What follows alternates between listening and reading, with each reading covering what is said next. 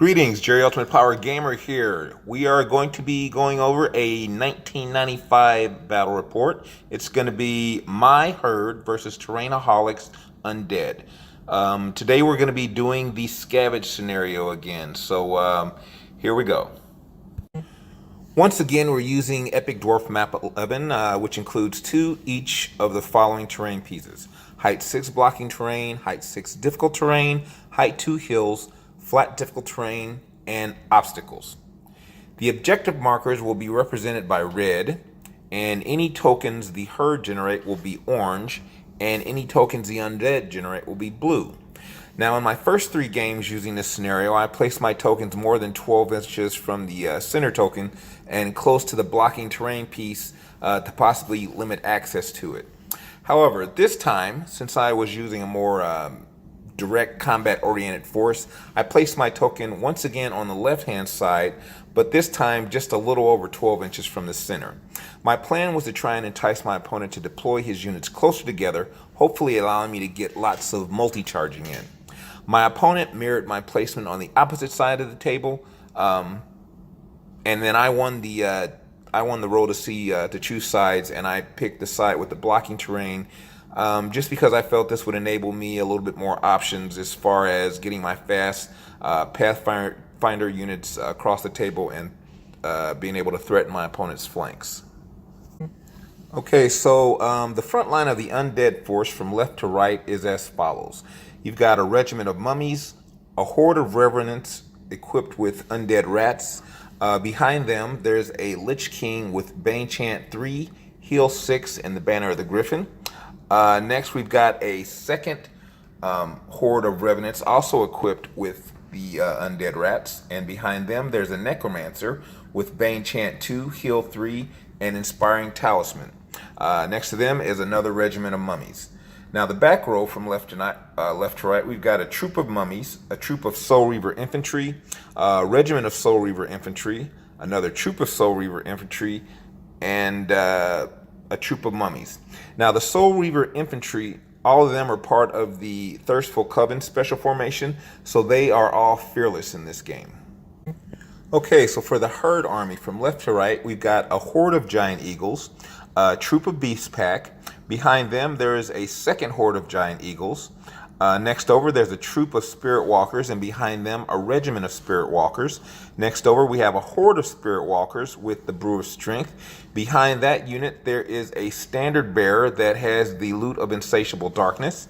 Next to them, another troop of spirit walkers, and behind them, another regiment of spirit walkers.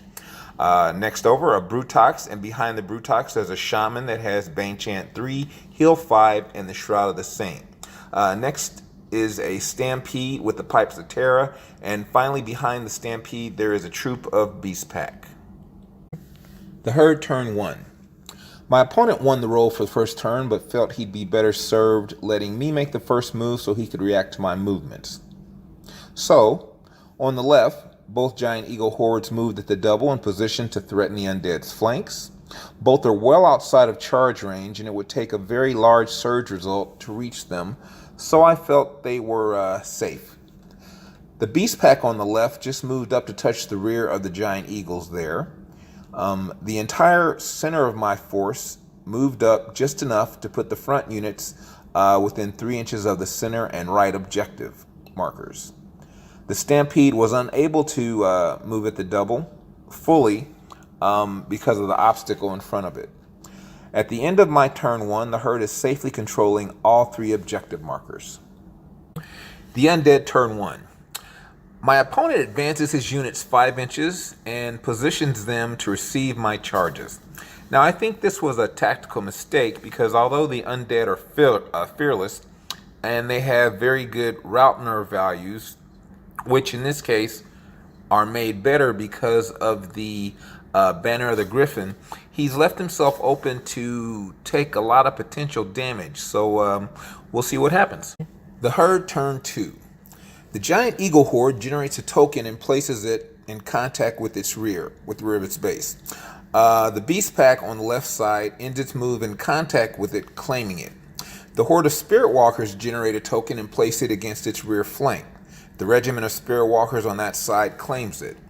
The Brutox generates a token and places it against its rear base. The Beast Pack on the right-hand side claims that one.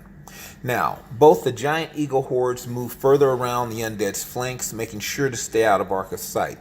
The troop of Spirit Walkers to the left and the horde of Spirit Walkers charge the Revenant horde on the left. The troop is successfully Bane-chanted by the Standard Bearer, which is followed up behind them. And the horde is successfully Bane-chanted by the Shaman, which is also followed up to be within inspiring range. The Revenant horde is routed. The troop advances and the horde drops back behind the hill. I charge the troop on the right into the Revenant horde on the right, not really expecting to rout them, only intending them to be there to protect the flanks of both the Spirit Walker horde and the Brutox. They managed to do 2 damage points. Now, the Stampede and Brutox multi-charge the regiment of mummies on the right and routs it with no trouble. They both end up backing back 1 inch after the combat. The Undead turn 2. The regiment of mummies turns and moves closer to the Giant Eagle horde. The Necromancer moves over and successfully surges the mummy regiment into combat. The mummy regiment does 3 damage to the Giant Eagle horde, but fails to rout it. The mummy troop on that side just positions slightly. Now, both the Soul Reaver infantry troop on the right and the Soul Reaver regiment multi-charge the troop of Spirit Walkers on the hill and obliterate them. Both the units do a reform to be as shown. The Revenant horde countercharges the Spirit Walker troop, and although they do 10 damage to it, they manage to roll a double 1, so the troops are saved for the day. The other troop of Soul Reaver infantry wanted to charge the Brutox, but was unable to charge because the width of the Revenant horde base was too big, so they just kind of repositioned. The troop of mummies made a hindered charge against the Stampede and did 3 damage to them, but was unable to waver them. The herd turned 3. The Beast Pack on the left generates another token and places it behind its base. The Spirit Walker horde generates another token and places it behind its base, and then charges the regiment of Soul Reaver infantry on the hill. The horde is successfully Bane-chanted by the Shaman, which is staying within inspiring range, and routs the regiment. At the end of the combat, they move backwards behind the hill once more. The Spirit Walker regiment behind the horde moves up and claims the newly generated token. The Stampede generates a token and places it against its rear base, and then countercharges the mummy troop. It manages to damage the troop but cannot rout them. The Giant Eagle horde on the left countercharges the mummy regiment and is successfully Bane-chanted by the Standard Bearer, which has moved over into casting range. They manage to do 7 damage but cannot rout them. The other Giant Eagle horde charges the troop of mummies in the flank and routs them, positioning as shown. The injured Spirit Walker troop and the Brutox multi-charge the Revenant horde and do 13 points of damage, but the Undead turn 3. The Mummy regiment countercharges the Giant Eagle horde and manages to waver it. In an attempt to ground the other Giant Eagle horde, the Necromancer charges it, but was unable to do any damage. The Soul Reaver infantry troop turn around to face that Giant Eagle horde. The Revenant horde countercharges the wounded Spirit Walker troop and finally routs it. Both the remaining Soul Reaver troop and Mummy troop multi-charge the Stampede and rout it, positioning as shown. The herd turned 4. The Beast Pack on the right generates another token. The horde of Spirit Walkers generates another token, places it against the rear of its base, and then later backs up to cover it, but does not pick it up.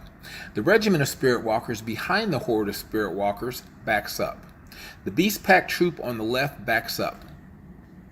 The remaining Revenant horde is routed by a multi-charge from the Brutox to the front and the undamaged Giant Eagle horde in the flank. The Giant Eagle horde received a successful Bane chant from the Shaman, which moved up to protect the flank of the Spirit Walker regiment. Both the Brutox and Giant Eagle horde turn to face as shown. Luckily, the wavered Giant Eagles have fury and so countercharge the injured Mummy regiment. However, even with a successful Bane chant from the Standard Bearer, they are unable to rout them. The Undead turn 4. The Mummy unit on the right is finally able to rout the Giant Eagle horde and turns to face as shown. The Soul Reaver infantry in the middle turn to face the rear of the Giant Eagle horde, hoping to charge them next turn. However, the Lich Priests failed to wound the Giant Eagles in combat, so they will likely not be there. The other Soul Reaver infantry charge the Brutox and do 13 damage to it, wavering it. The Mummy troop completes a hindered charge against the Shaman and routs him, positioning as shown. The herd turned 5. Both Beast Pack troops back up. The regiment of Spirit Walkers on the right turn to face the possible threat of the Mummy regiment. The Spirit Walker horde moves up slightly to allow room for the regiment behind to complete its maneuver and movement. It picks up the token at the end of the move. The regiment of Spirit Walkers on the left pivots and moves to face the possible threat from the Mummy troop. The Giant Eagle horde, which was on the hill, successfully charges the Mummy troop in the flank and routs them, positioning as shown. The Brutox regenerates several rooms, then countercharges the Soul Reaver troops but fails to rout it. The Undead turn 5. Both Soul Reaver infantry troops manage to multi-charge the Brutox and rout it. The troop on the left turns to face the Giant Eagle horde, and the troop on the right positions as shown. The Mummy regiment completes a flank charge against the horde of Spirit Walkers with the help of both the Necromancer and the Lich Priest successfully casting Surge. The Mummy regiment manages to do 7 points of damage to the Spirit Walker horde. The herd turns 6. The regiment of Spirit Walkers on the right charges the regiment of Mummies in the rear and routs them. The horde of Spirit Walkers generates a final token and places it against the rear of its base and then charges the Lich Priests, and even though its standard bearer fails to Bane chant them, they rout the Lich Priests and overrun into the troop of Soul Reaver infantry on the hill, also routing them. The regiment of Spirit Walkers on the left sidesteps to ensure they are out of the charge arc from the remaining Soul Reaver infantry troop. The Giant Eagle horde moves at the double to land on the newly generated token and claim it. The game ends at turn 6. The undead player just moves his final Soul Reaver infantry troop to claim the token in front of it. Final score, the herd 6, the undead 1.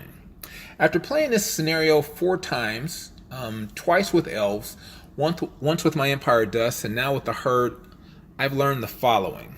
1.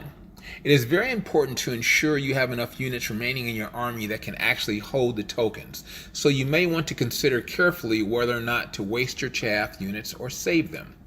2.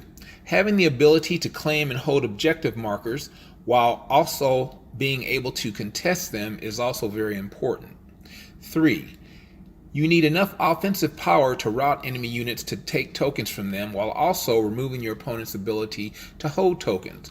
However, sometimes it can be just as tactical to destroy a token or just leave it sitting on the ground. Thanks for watching. Hope you enjoyed the battle report, and as usual, I look forward to hearing any feedback. See you.